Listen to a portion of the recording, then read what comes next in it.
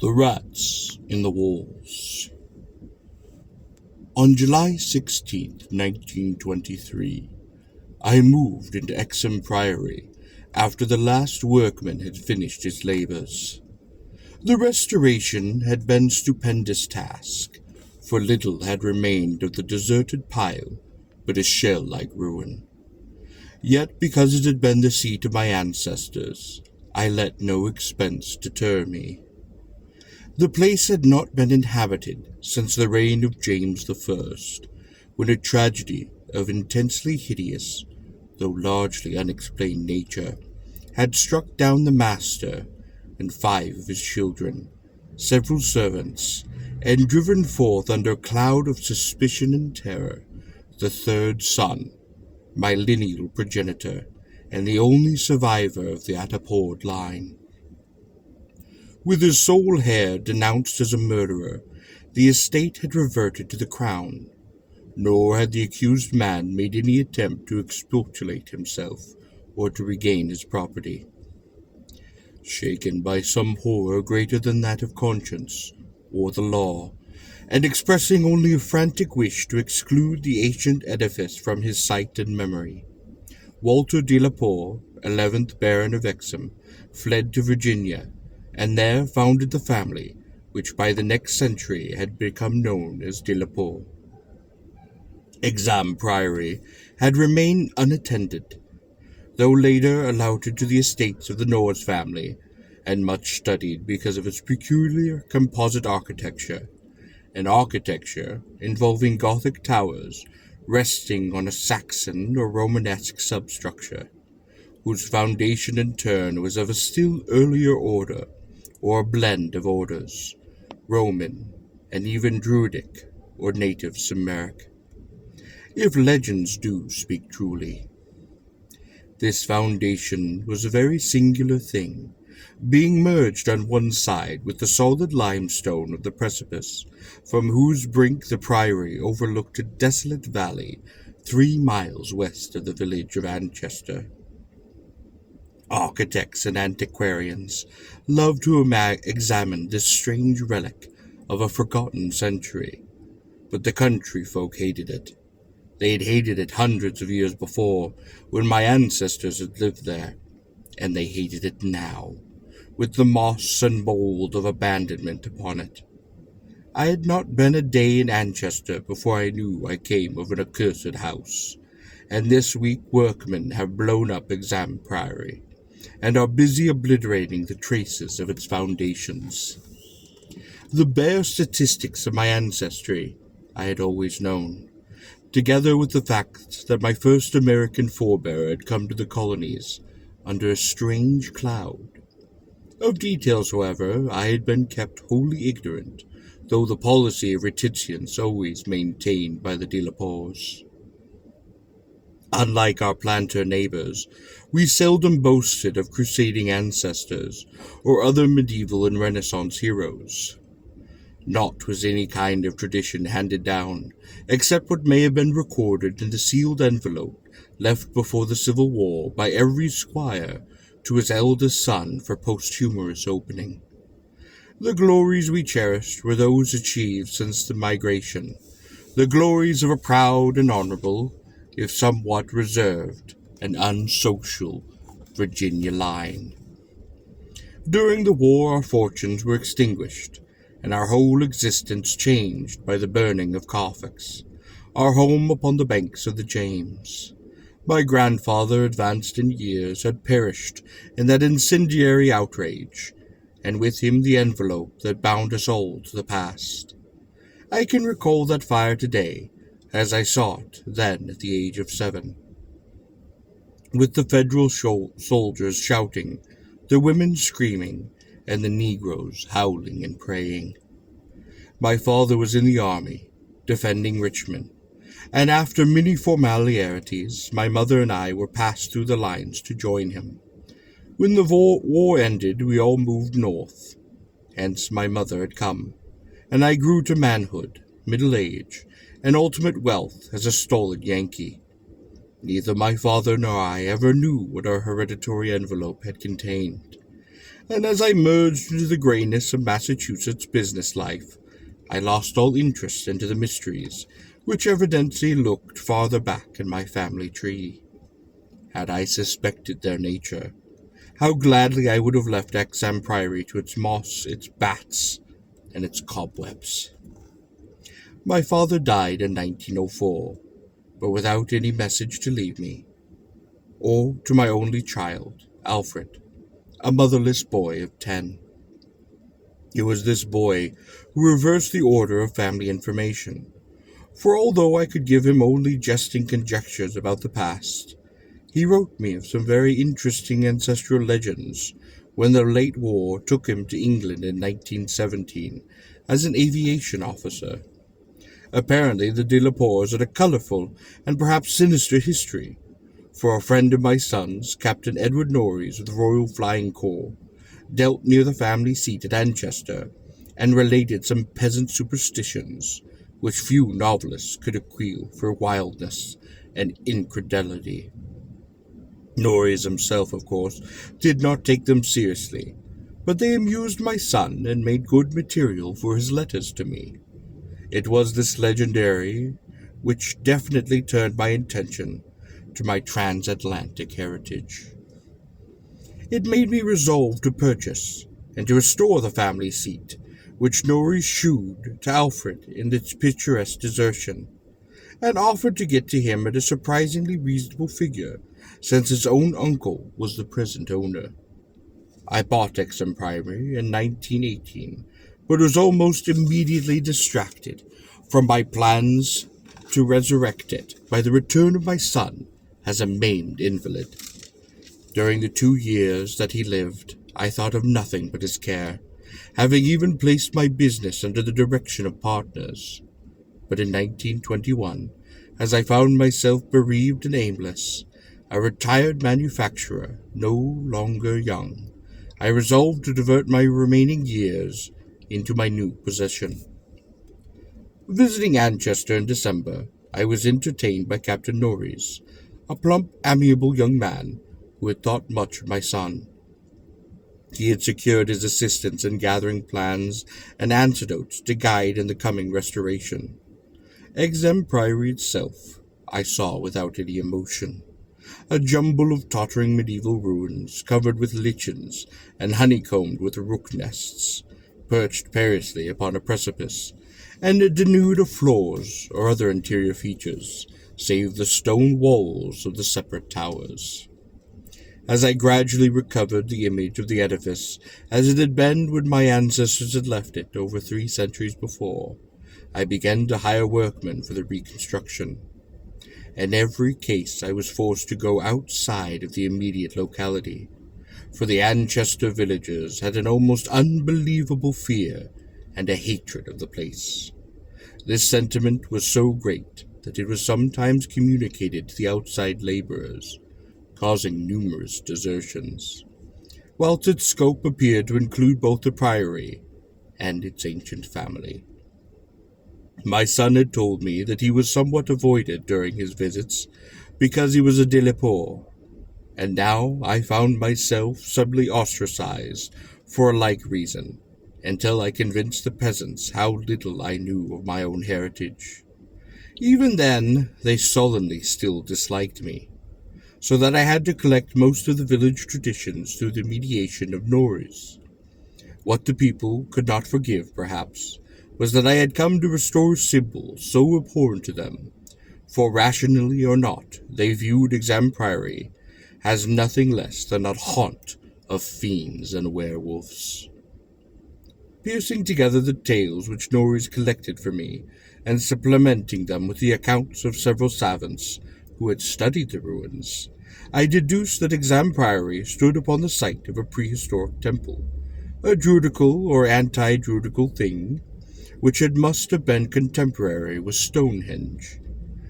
That indescribable rite had been celebrated there.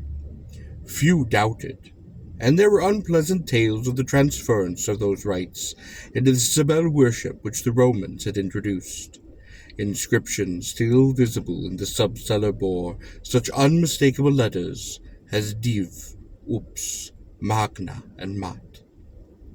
the sign of the Magna Mater, whose dark worship was once vainly forbidden to Roman citizens.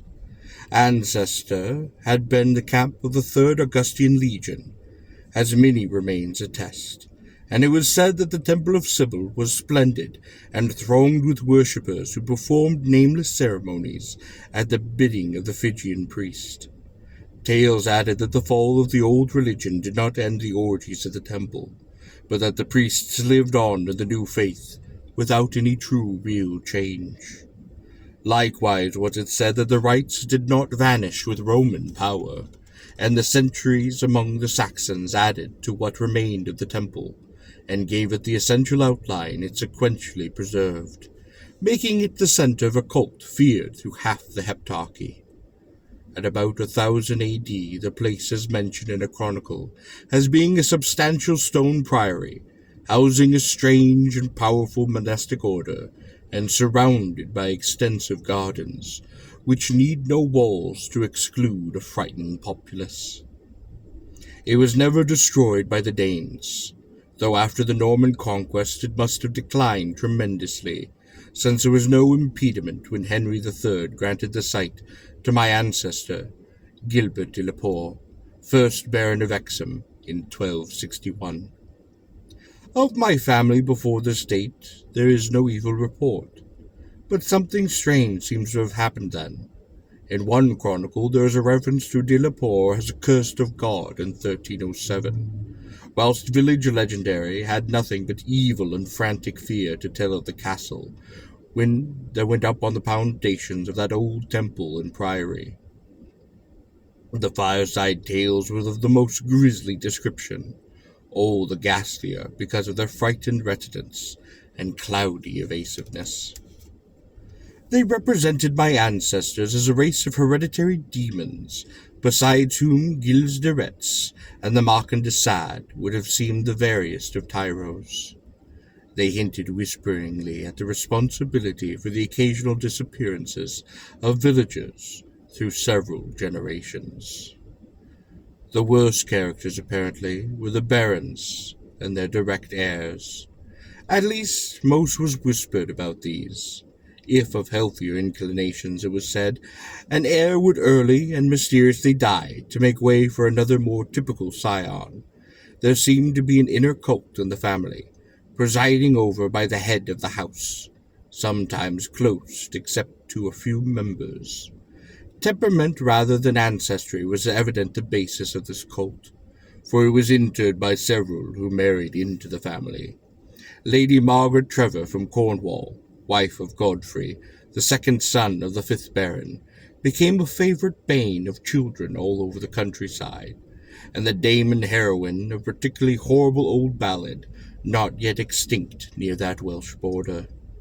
It was preserved in balladry, too, though not illustrating the same point, is the hideous lady of Mary de la Poer, who shortly after her marriage to the Earl of Shrewsfield was killed by him and his mother, both of the slayers being absolved and blessed by the priest to whom they had confessed what they dared not repeat to the rest of the world. These myths and ballads, typical as they were of crude superstition, repelled me greatly.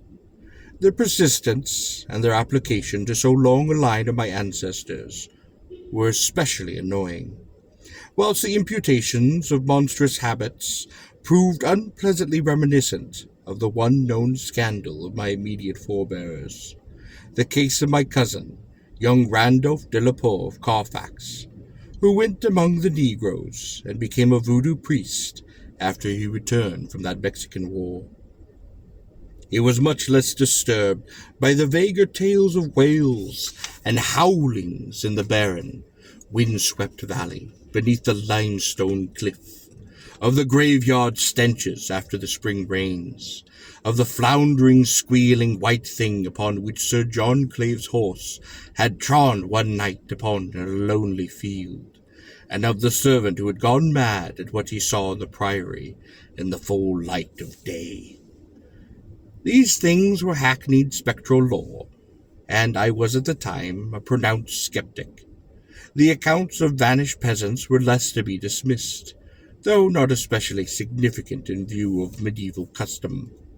Prying curiosity meant death, and more than one severed head had been publicly shown upon the bastions, now effaced around Exham Priory. A few of the tales were exceedingly picturesque, and made me wish that I had learned more of comparative mythology upon my youth. There was, for instance, the belief that a legion of bat-winged devils kept witches' sabbath each night upon the priory, a legion whose sustenance might explain the disproportionate abundance of coarse vegetables harvested upon those vast gardens. Most vivid of all, there was the dramatic epic of the rats, the scampering army of obscene vermin, which was the dramatic and burst forth from the castle 3 months after the tragedy that doomed it to desertion. Those lean, filthy, ravenous army, which had swept all before it, and devoured fowl, cats, dogs, hogs, sheep, and even 2 hapless human beings before its fury was spent out. Around that unforgettable rodent army, a whole separate cycle of myths revolve, for it scattered among the village homes, and brought curses and horrors in its train. Such was the lore that assailed me as I pushed to completion, with an elderly obstinacy, the work of restoring my ancestral home. It must not be imagined for a moment that these tales formed my principal psychological environment. On the other hand, I was constantly praised and encouraged by Captain Norris and the antiquarians who surrounded and aided me. When the task was done, over 2 years after its commencement, I viewed the great rooms, the wainscoted walls, the vaulted ceilings, and the mullioned windows, broad staircases, with a pride which fully compensated for the prodigious expense of this restoration. Every attribute of the Middle Ages was cunningly reproduced, and the new parts blended perfectly with the original walls and foundations. The seat of my fathers was complete, and I looked forward to redeeming it at last to the local fame of the line which had ended in me. I would reside here permanently, and prove that Delapore, for I had adopted again the original spelling of my name, need not be a fiend. My comfort was perhaps augmented by the fact that, although Exham Priory was medievally fitted, its interior was in truth wholly new, and free from any of the old vermin, and all the old ghosts alike. As I have said, I moved in on July 16th of 1923. My household consisted of 7 servants and 9 cats, of which later species I was particularly fond. My eldest cat, Black Man, was 7 years old, and had come with me from my home in Bolton, Massachusetts. The others I had accumulated whilst living with Captain Norrie's family during the restoration of the priory. For 5 days our routine proceeded with the utmost placidity, my time being spent mostly in the codification of old family data. I had now obtained some very circumstantial accounts of the final tragedy and the flight of Walter de la Pore, which I conceived to be the probable contents of the hereditary paper lost upon the fire at Carfax. It appeared that my ancestor was accursed with much reason of having killed all the other members of his household, except 4 servant confederates, in their sleep. About 2 weeks after a shocking discovery, which had changed his whole demeanor, but which, except by implication, he disclosed to no one, save perhaps the servants, who assisted him, and afterward fled beyond reach. This deliberate slaughter, which included a father, 3 brothers, 2 sisters, was largely condoned by the villagers, and so slackly treated by the law that its perpetrator had escaped honored, unharmed, and undisguised to Virginia, the general whispered sentiment being that he had purged the land out of an immemorial curse.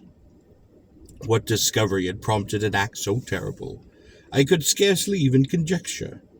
Walter de la Pore must have known for years the sinister tales about his family, so that this material could have given him no fresh impulse. Had he then witnessed some appalling ancient rite? Had he stumbled upon some frightful and revealing symbol in the priory or its vicinity? He was reputed to have been a shy, gentle youth in England. In Virginia he seemed not so much hard or bitter as harassed and apprehensive. He was spoken of in the diary of another gentleman adventurer, Francis Harley of Bellevue, as a man of unexampled justice, honor, and delicacy. On July 22nd, it occurred the first incident, which, though lightly dismissed at the time, takes on a preternatural significance in relation to later events. It was so simple as to be almost negligible, and could not possibly have been noticed under the circumstances, for it must be recalled that since I was in a building practically fresh and new, except for the walls, and surrounded by a well-balanced staff of servitors, apprehension would have been absurd despite the locality. Afterward, I remember is merely this, that my old black cat, whose moods I knew so well, was undoubtedly alert and anxious to an extent wholly out of keeping with his natural character. He continually moved from room to room, restless and disturbed, and sniffed constantly about the walls, which formed part of that old Gothic structure. I realized how trite this sounds, like the inevitable dog in the ghost story, which always growls before his master sees the sheeted figure. Yet I cannot consistently suppress it. The following day a servant complained of restlessness among all the cats in the house. He came to me in my study, a lofty west room upon the second story, which groined arches, black oak paneling, and a triple Gothic window overlooking the limestone cliff and the desolate valley. And even as he spake, I saw the jetty form of a black man creeping along the west wall and scratching upon the new panels which overlain that ancient stone. I told the man that there must be some singular odor or emanation from that old stonework, imperceptible to our human senses, but affecting the delicate organs of cats, even through that new woodwork. This I truly believed, and when the fellow suggested the presence of mice or rats, I mentioned that there had been no rats there for 300 years, and that even the field mice of the surrounding country had hardly been found within these high walls, where they had never been known to stray. That afternoon I called on Captain Norris, and he assured me that it would be quite incredible for field mouse to infest the priory in such a sudden and unprecedented fashion. That night, dispensing as usual with the valet, I retired in the west tower chamber, to which I had chosen as my own, and reached from the study by a stone staircase and short gallery, the former partly ancient, the latter entirely restored. This room was circular, very high, and without wainscoting, being hung with Aries, which I had myself chosen in London, and seeing that Black Man was with me, I shut the heavy Gothic door, and retired by the light of the electric bulbs, which so cleverly counterfeited the candles. Finally, switching off the light, and sinking upon the carved and canopied four-poster, with that venerable cat in his accustomed place across my feet, I did not draw the curtains, but gazed out at the narrow north window, which I faced. There was a suspicion of an aurora in the sky, and the delicate traceries of the window were presently silhouetted. At some time I must have fallen quietly asleep, for I recall a distinct sense of leaving strange dreams, when the cat started violently from its placid position. I saw him in the faint aureole glow, head straining forward, 4 feet upon my ankles, hind feet stretched behind. He was looking intensely at a point upon the wall, somewhere west of the window, a point which to my eye had nothing to mark it, but toward which all my attention was now directed. As I watched, I knew that Black Man was not vainly excited. Whether the arrows actually moved, I cannot say. I think it did, very slightly. But what I can swear to is that behind it I heard a low, distinct scurrying, as of rats or mice. In a moment the cat had jumped boldly into the screening tapestry, bringing the affected section to the floor with his weight. It exposed a damp ancient wall of stone, patched here and there by the restoration, devoid of any trace of rodent prowlers. Black Man raced up and down the floor by his part of the wall, clawing the fallen aura and seemingly trying at times to insert a paw between the wall and the oaken floor. He found nothing, and after a time returned wearily to his place across my feet. I had not moved, but I did not sleep again that night. In the morning, I questioned the servants, and found that none of them had noticed anything unusual, save that the cook remembered the actions of a cat which had rested upon her window-sill. This cat had howled at some unknown hour of the night, awakening the cook in time for her to see him dart purposely out of the open door behind the stairs. I drowsed away the noontime. In the afternoon I called again upon Captain Norris, who became exceedingly interested in what I had told him. These odd incidents, so slight yet so curious, appealed to his sense of the picturesque, and elicited from him a number of reminiscences of local ghostly lore. We were generally perplexed at the presence of these rats, and Norris lent me some traps and Paris green, which I had the servants place in strategic localities when I returned. I retired early, being very sleepy, but was harassed by dreams of the most horrible sort. I seemed to be looking down from an immense height upon a twilight grotto, knee-deep with filth, where a white-bearded demon, swineherd, drove about with his staff a flock of fungus flappy beasts, whose appearance filled me with unutterable loathing. Then, as the swineherd passed, and nodded over his task, a mighty swarm of rats rained down upon the stinking abyss, and fell to devouring beasts and man alike. From this terrible vision, I was abruptly awakened by the motions of Black Man, who had been sleeping as usual across my feet. This time I did not have time to question the source of his snarls and hisses, and of the fear which had made him sink his claws into my ankle, unconscious of their effect, for on every single side of the chamber the walls were alive with a nauseous sound, the verminous slithering of ravenous, gigantic rats. There was now no aurora to shew the state of the arras, the fallen section of which had been replaced, but I was not too frightened to switch upon the light. As the bulb leapt into radiance, I saw a hideous shaking all over the tapestry, causing the somewhat peculiar design to execute a singular dance of death. These motions disappeared almost at once, and the sound with it. Springing out of the bed, I poked at the oars with a long handle of a warming pan that rested near, and I lifted one section to see what lay beyond. There was nothing but the parched stone wall.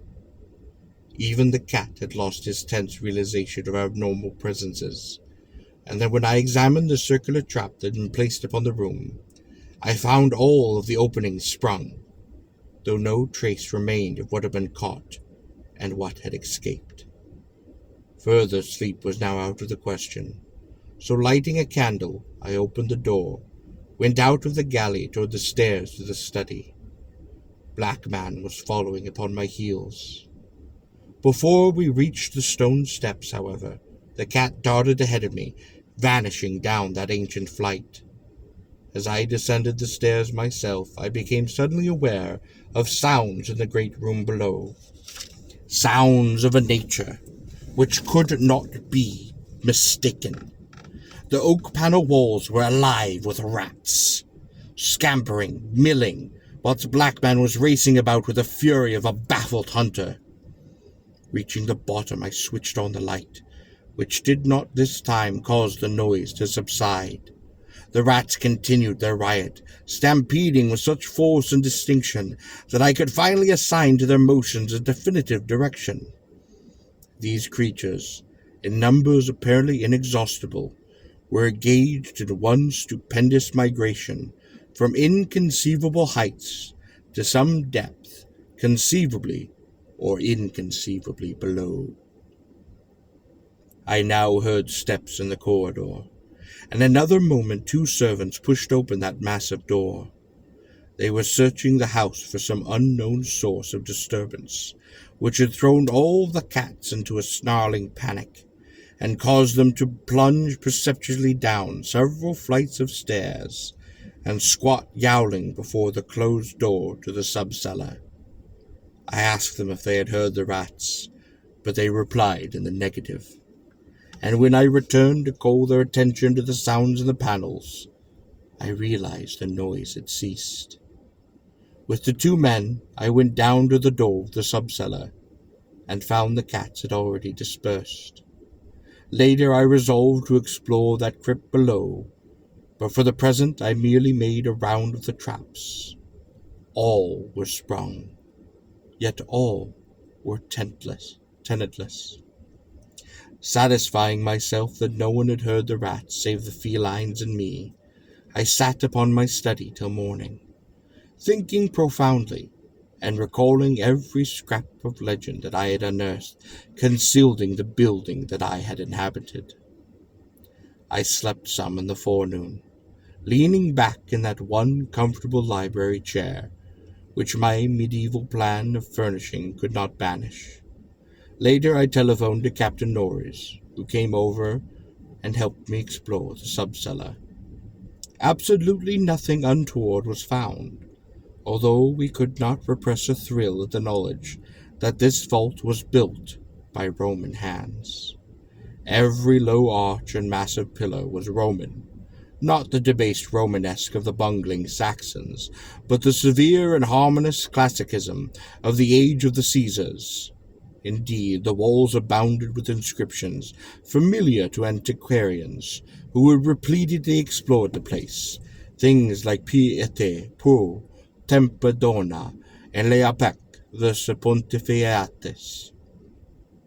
The reference to Attis made me shiver, for I had read Catullus and knew something of the hideous rites of that eastern god, whose worship was so mixed with that of Cybele. Norris and I, by the light of the lanterns, tried to interpret those odd and nearly effaced designs on certain irregularly rectangular blocks of stone generally held to the altars, but could make nothing of them. Remembered that one pattern, a sort of rayed sun, was held by students to imply a non-Roman origin, suggesting that these altars had merely been adopted by the Roman priests from some older and perhaps aboriginal temple upon that same site. On one of these blocks were some brown stains, which made me wonder. The largest, in the center of the room, had certain features upon the upper surface, which indicated its connection with fire, probably burnt offerings. Such were the sights in that crypt before whose door the cats had howled, and where Norris and I now determined to pass the night. Couches were brought down by the servants, who were told not to mind any nocturnal actions of the cats, and Blackman was admitted as much for help as for companionship. We decided to keep the great oak door, a modern replica with slits for ventilation, tightly closed, and with this attended to, we retired with lanterns still burning to await whatever might occur. The vault was very deep in the foundations of the priory, and undoubtedly far down upon the face of the beetling limestone cliff, overlooking the wasted valley.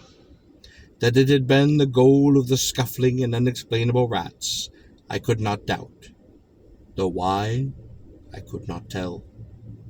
As we lay there expectantly, I found my vigil occasionally mixed with the half-formed dreams from which the uneasy motions of the cat across my feet would rouse me. These dreams were not wholesome, but were horrible like the one I had had the night before. I saw again that twilight grotto, and the swineherd with his unmentionable fungus beasts wallowing in their filth, and as I looked at these things they seemed nearer and more distinct, so distinct that I could almost observe their features. Then I did observe the flabby features of one of them, and awakened with such a scream that Blackman started up, whilst Captain Norris, who had not slept, laughed considerably. Norris might have laughed more, or perhaps less, had he known what it was that had made me scream. But I did not remember myself till later. Ultimate horror often paralyzes memory in merciful ways. Norris waked me then when the phenomenon began. Out of the same frightful dream I was called by his gentle shaking and his urging to listen to the cats. Indeed, there was much to listen to, for beyond the closed door, the head of the stone steps, was a veritable nightmare of feline yelling and clawing. But Blackman, unmindful of his kindred outside, was running excitedly around the bare stone walls, in which I heard the same babble of scurrying rats that had troubled me the night before. An acute terror now rose within me, for here were anomalies which nothing normal could explain. These rats, if not the creatures of a madness which I shared with the cats alone, would be burrowing and sliding within those Roman walls I had thought to be of solid limestone blocks. Unless, perhaps the action of water, through more than 17 centuries, had indeed eaten the winding tunnels which the rodent bodies had worn clear and ample. Even so, the spectral horror was no less, for if these were living vermin, why did not Norris hear their disgusting commotion? Why did he urge me to watch Blackman and listen to those cats outside? Why did he guess wildly and vaguely at what could have aroused them? By the time I had managed to tell him, as rationally as I could, that I thought I was hearing, my ears gave me the last fading impression of the scurrying, which retreated still downward, far underneath the deepest of subcellars, till it seemed as if the whole cliff below were riddled with questing rats. Norris was not as skeptical as I had anticipated, but instead seemed profoundly moved. He motioned to me to notice that the cats at the door had ceased their clamor, as if giving up the rats for lost. But Blackman had a burst of renewed restlessness, and was clawing frantically around the bottom of a large stone altar upon the center of the room, which was nearer Norrie's couch than mine. My fear of the unknown was at this point very great. Something astounding had occurred, and I saw that Captain Norris, a younger, stouter, and presumably more naturally materialistic man, was affected fully as much as myself. Perhaps because of his lifelong and intimate familiarity with the local legend, we could for the moment do nothing but watch that old black cat as he pawed with decreasing fever at the do-nothing base of the altar, occasionally looking up and mewing to me in the persuasive manner which he used when he wished me to perform a favor for him. Norris now took a lantern close to the altar and examined the place where Blackman was pawing, silently kneeling and scraping away the lichens of centuries which adjoined the massive pre-Roman block to the tasseled floor. He did not find anything. He was about to abandon his efforts when I noticed a trivial circumstance which made me shudder, even though it implied nothing more than I had already imagined. I told him of it, and we both looked at its almost imperceptible manifestation with the fixedness of fascinated discovery and acknowledgement.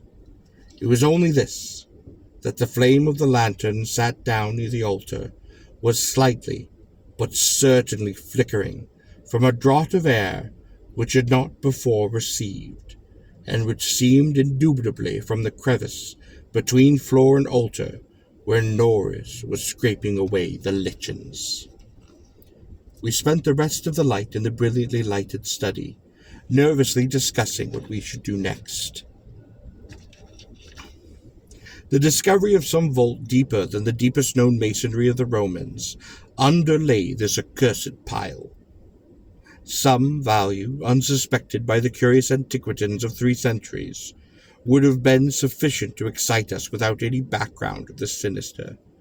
As it was, the fascination became twofold, and we paused in doubt whether to abandon our search and to quit the priory forever in superstitious caution, or to gratify our sense of adventure and brave whatever horrors might await us in those unknown depths.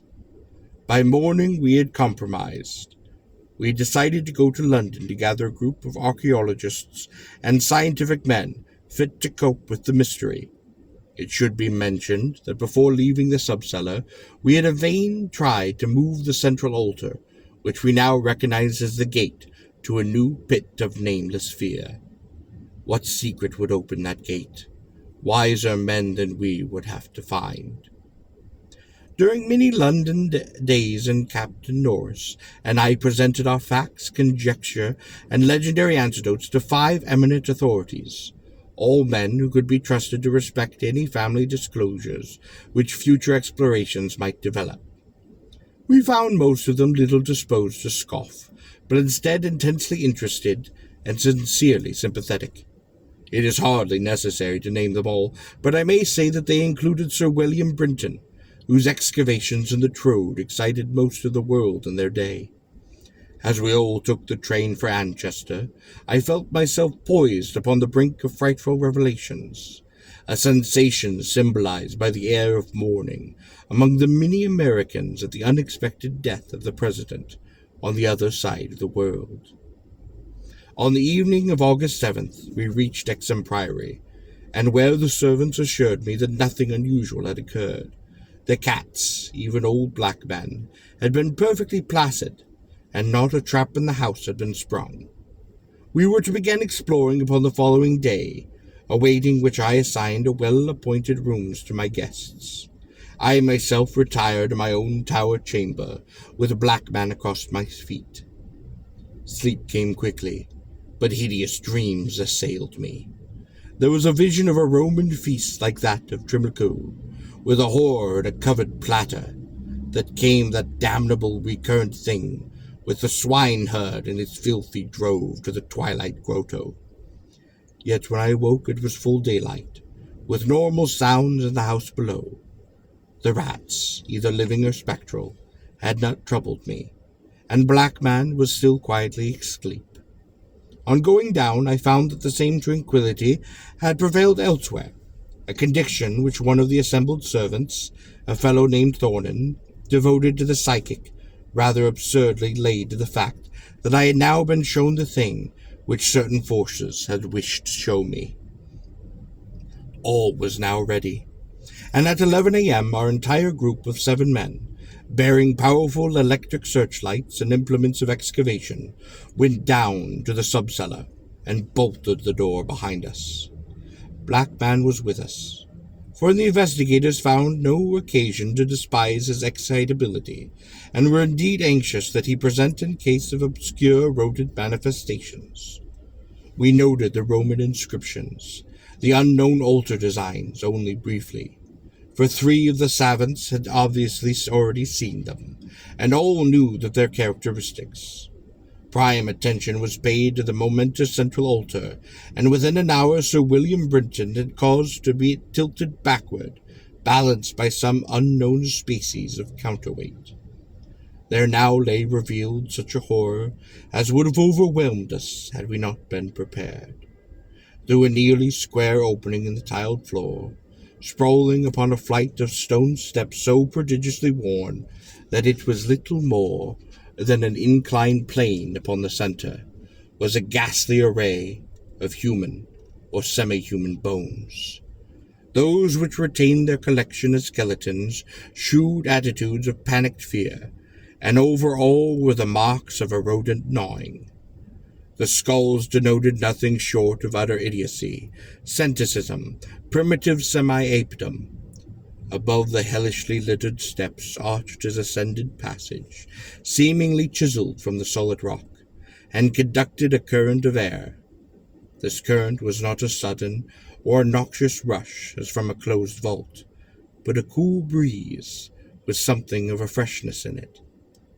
We did not pause long, but shiveringly began to clear a passage down the steps. It was then that Sir William, examining those hewn walls, made the odd observation that the passage, according to the direction of the strokes, must have been chiseled from beneath. I must be very deliberate now. I must choose my words. After ploughing down a few steps amidst those gnawed bones, we saw that there was indeed light ahead. Not a mystic phosphorescence, but filtered daylight, which could not come except from unknown fissures in the cliff that overlooked those wasteful valley. That such fissures had escaped notice from outside was hardly remarkable, for not only is the valley wholly uninhabited, but the cliff is so high and beetling that only an aeronaut could study its face in detail.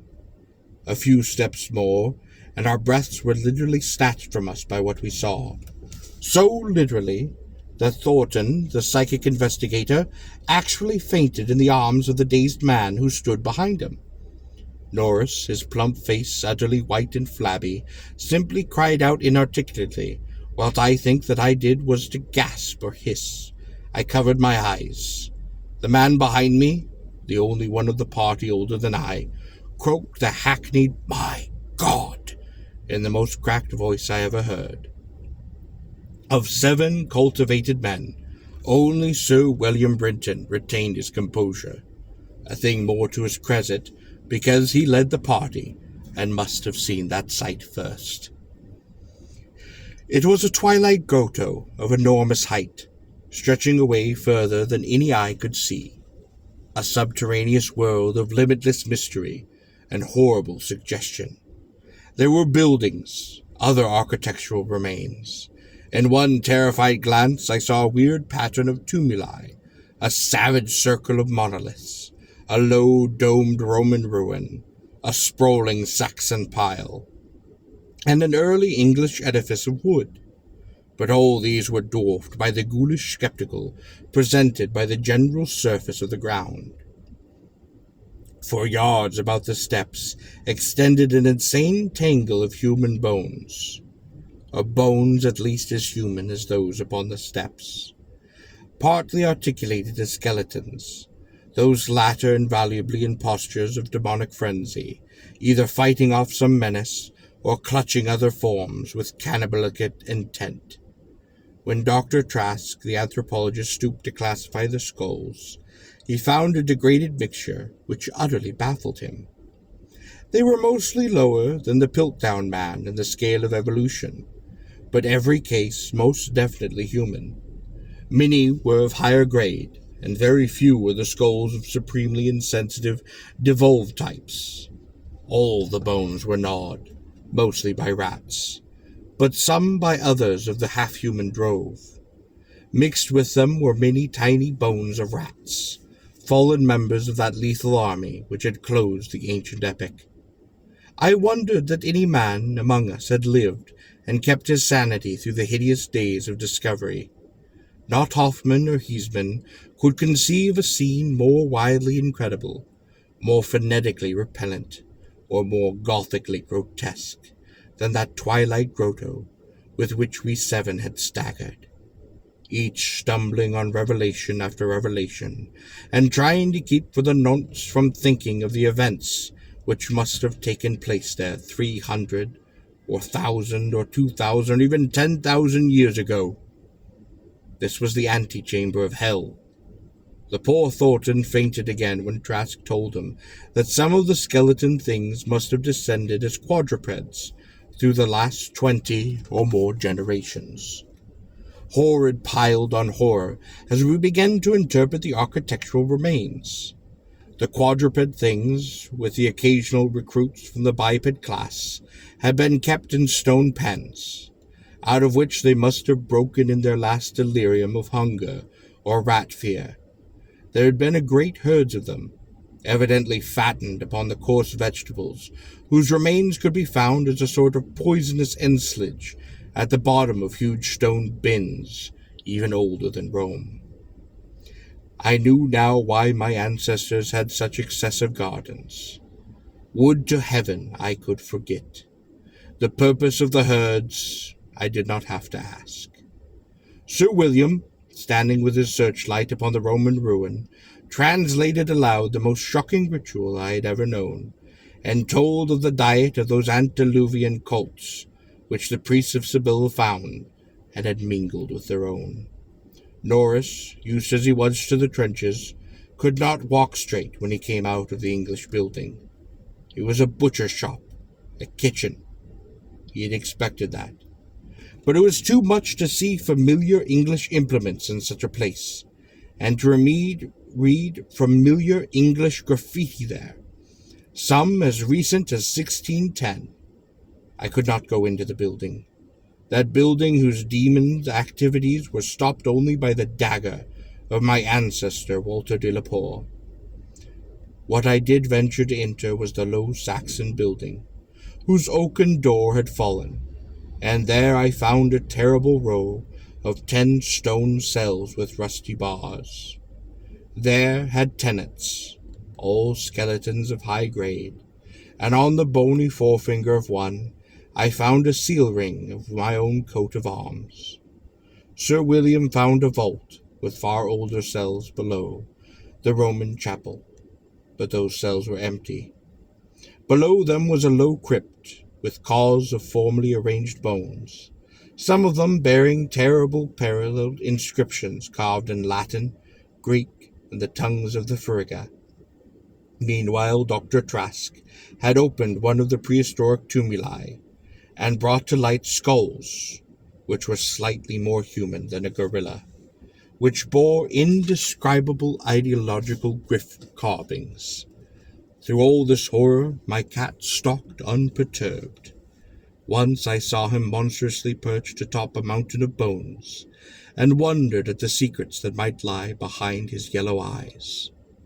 Having grasped to some slight degree the frightful revelations of this twilight area, an area so hideously foreshadowed by my own recurrent dream, we turned to that apparently boundless depth of midnight, caven where no ray of light from the cliff could penetrate. We shall never know what slightless Stygian worlds yawned beyond that little distance we went, for it was decided that such secrets were not good for mankind. But there was plenty to engross us close at hand, for we had not gone far before the searchlight shewed that accursed infinity of pits in which the rats had feasted, and whose sudden lack of replenishment had driven the ravenous rodent army first to turn upon the living herds of starving things, and then to burst forth from the priory in that historic orgy of devastation which the peasants never forgot.